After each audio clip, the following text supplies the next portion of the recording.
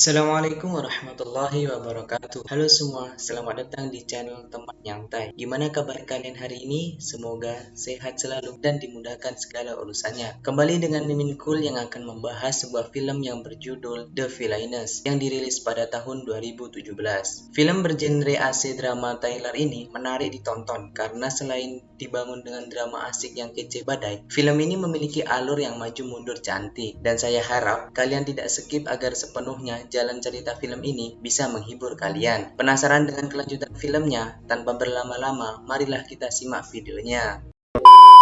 Film dibuka dengan adegan brutal di mana seorang dengan brutalnya membantai sekelompok mafia gangster seorang diri. Usut punya usut, di balik orang pemberani dan brutal tersebut adalah seorang emak-emak yang kelihatannya masih sangat cantik.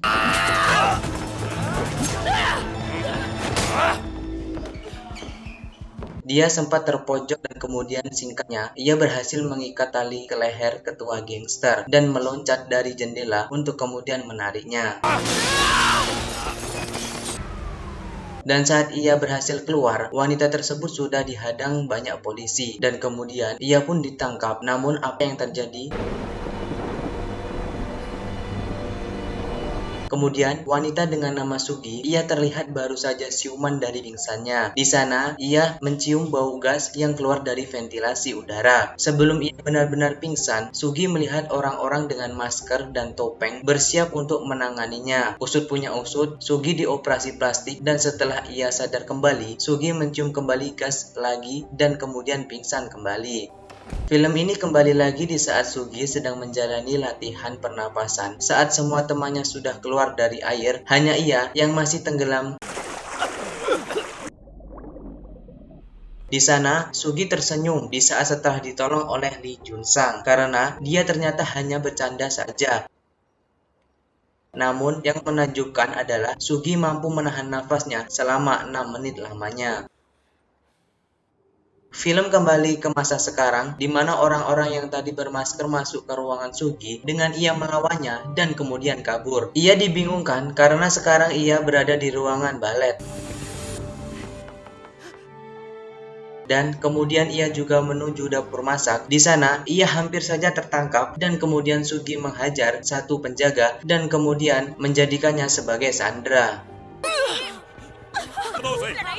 Ia berjalan terus menuju ruangan teater dan tata rias. Di sana, ia dibantu oleh seorang wanita dan menunjukkan jalan di mana ia bisa pergi. Setelah di atas gedung, wanita tadi melompat duluan dan kemudian Sugi menusuk kaki penjaga agar ia tidak bisa mengejarnya.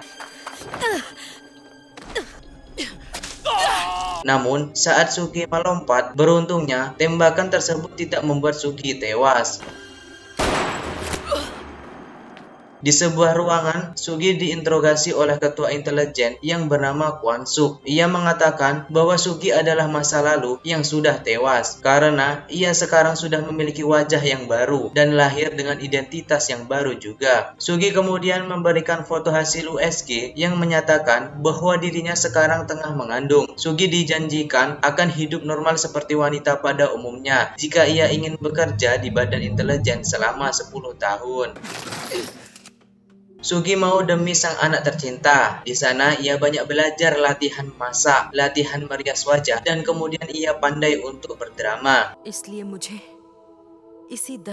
Dan singkat cerita, setelah 9 bulan namanya mengandung, Sugi sekarang melahirkan anak perempuan yang manis dan cantik seperti dirinya. Anak Sugi yang sudah mulai besar terlihat menangis dan di sana seorang intelijen juga bernama Sung Yun memberinya boneka dan hal tersebut terlihat diawasi oleh Kwon Suk. Anak Sugi menangis karena ternyata ia ditinggal oleh ibunya latihan pedang dan bela diri.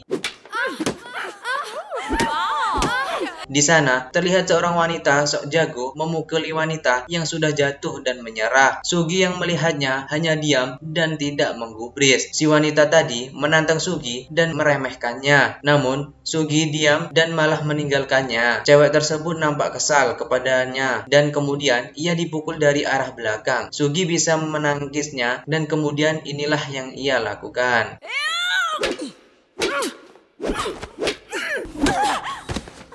Pertarungan tersebut nampaknya disaksikan oleh petinggi badan intelijen termasuk Sung Yun yang diam-diam baper dengannya. Dan di saat anak Sugi yang bernama Nyo ulang tahun, terlihat Sung Yun memperhatikannya terus. Dan di saat Sugi menghapus tahu yang berada di dadanya, ingatannya kembali flashback di masa lalunya. Saat Sugi mengejar pembunuh ayahnya, Sugi tertangkap karena jebakan tersebut. Pria tersebut mengatakan jika ia hanya menyuruh orang untuk membunuh ayahnya. Kemudian saat Sugi hendak dieksekusi, Jun Sang, si ketua gangster, datang dan menolongnya. Film kemudian berpindah di masa sekarang, di mana Sugi diberikan misi pertamanya dan si target yang harus Sugi bunuh adalah si samurai yang sangat hebat. Saat Sugi sudah berhasil membunuh si samurai, ia terkejut karena anaknya melihat ia membantai ayahnya dan ia teringat masa lalunya saat kejadian saat di mana ayah Sugi dibunuh dengan kejam di depan matanya sendiri. Kemudian di masa sekarang saat ini dikejar anak buah si samurai dan kembali bertarung di atas motor. Kemudian saat ia melompat dari motornya, adegan kembali flashback di mana saat ia ketahuan dengan pembunuh ayahnya Sugi yang dijual untuk dijadikan alat pemuas. Namun sebelum itu terjadi, Susan datang dan menolongnya. Dan dari sinilah awal mula perkenalannya dengan Jun Sang. Kembali ke masa sekarang, di mana misi pertamanya telah sukses. Dia bebas dari tempat rahasia tersebut. Di sana, Minju mengucap salam berpisah kepadanya. Ia akan hidup di tempat baru dan lagi-lagi dengan identitas yang baru pula. Saat Sugi lagi di lift, ternyata di sana Jun Yang juga menyusul dan ternyata mereka berdua tinggalnya sebelahan. Kelihat kedekatan mereka, selain menjadi tetangga, mereka berdua sering keluar bersama, layaknya pemuda-pemudi yang saling jatuh cinta.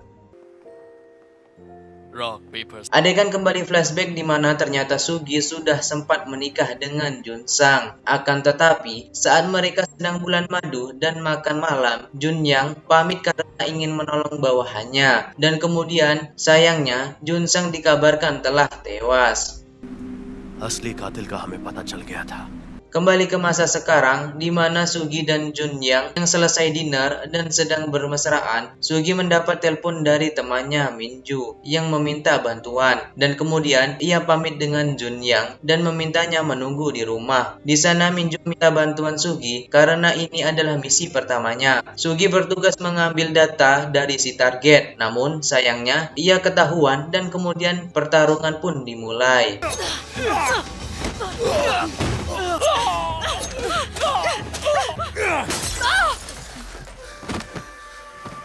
Dan naasnya, karena si target belum mati, malah menyerang balik Minju dan membuatnya tewas. Saat pulang, Sugi sangat sedih di mana ia kehilangan Minju dan sudah dianggap sebagai adik kandungnya sendiri. Dan dia ditenangkan oleh Jun Yang.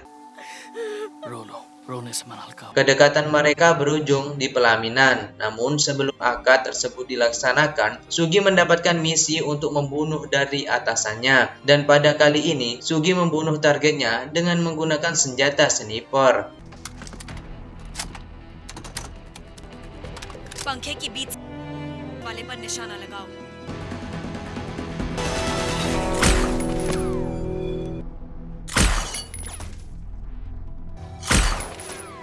Kembali di mana adegan flashback saat dulu Sugi tahu jika suaminya telah tewas, ia dengan sendirinya di markas gangster dan membunuh mereka semua, sama seperti adegan di awal film tadi. Kemudian, pada malam harinya, Junsang menyelidiki siapa orang yang telah mencoba membunuhnya. Di markas, ia juga menyelidiki siapa orang yang tengah melakukan akad pernikahan di gedung tersebut.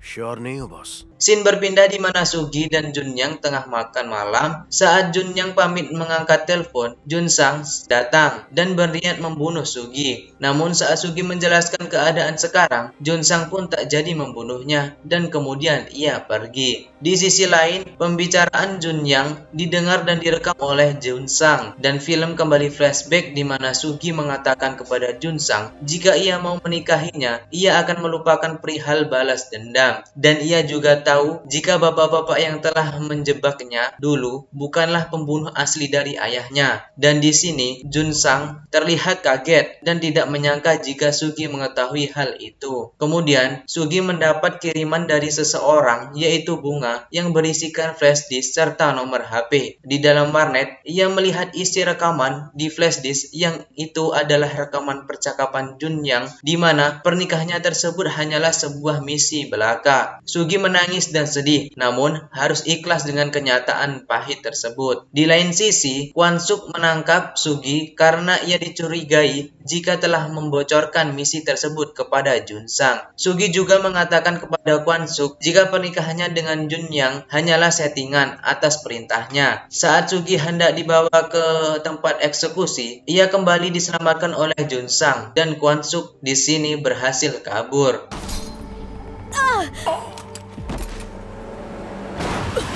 Saat mereka hendak pulang, tiba-tiba saja kamar apartemen mereka meledak. Di saat terlihat Junyang yang mencoba melindungi Enyi dari ledakan tersebut dan mereka berdua meninggal akibat hal itu. Sugi mendatangi markas Kwansuk dan menanyakan jika hal itu adalah ulahnya. Dan kemudian Kwansuk menunjukkan hal sebenarnya yang telah terjadi di mana rekaman CCTV memperlihatkan ketika Junyang pulang bersama dengan Enyi. Di saat sudah ada anak buah dari Junsang dan terungkap bahwa skenario kematian Junsang adalah untuk membunuh Sugi. Demi melindungi Enyi, Junyang kemudian menelpon Junsang dan mengatakan jika Enyi adalah anak dari pernikahannya dengan Sugi. Namun Junsang tidak peduli dan anak buahnya memukul Junyang hingga pingsan. Saat ia sudah sadar, Junyang tak sempat menyelamatkan Enyi dan begitulah nasib malang mereka berdua. Kwansuk mengatakan kepada Sugi jika Junyang benar-benar mencintainya dan kemudian inilah aksi balas dendam Sugi kepada geng Junsang yang telah membunuh anak suaminya. Kemudian saat berhadapan dengan Junsang, ia bertanya apakah dulu pernah mencintaiku. Junsang menjawab iya. Namun karena aku dulu yang membunuh ayahmu, maka perasaan tersebut aku pendam dalam-dalam dan membuang perasaan tersebut. Kemudian perasaan marah dan bercampur balas dendam mereka pun bertarung.